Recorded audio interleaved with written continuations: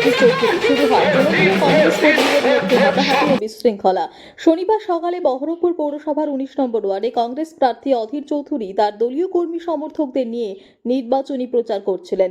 অপরদিকে বহরমপুর পৌরসভার 19 নম্বর ওয়ার্ডের তৃণমূল কাউন্সিলর বিশ্বদেব কর্মকারের নেতৃত্বে তৃণমূল কর্মী সমর্থকেরা অধীর চৌধুরীকে প্রচারে বাধা দিতে গেলে দুই দলের মধ্যে বিশৃঙ্খলা সৃষ্টি হয়। সেরকম কিছু নয়, এটা আমাদের পাড়া, নিজেদের ওয়ার্ড। আমরা প্রতিদিন সকালেই একটা করে তৃণমূলের প্রচার, নির্বাচনী প্রচার বের করি। আজও বেরিয়েছিল।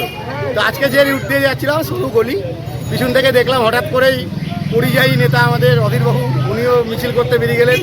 তো উনার সেন্ট্রাল বাহিনী, বিজেপির দেওয়া সেন্ট্রাল বাহিনী, আমাদের যারা কর্মীরা, নেতৃত্বরা আছে মিছিল করছিল, তাদেরকে ঘুটি দিয়ে ওনাকে সামনে নিয়ে যাওয়ার চেষ্টা করছিল।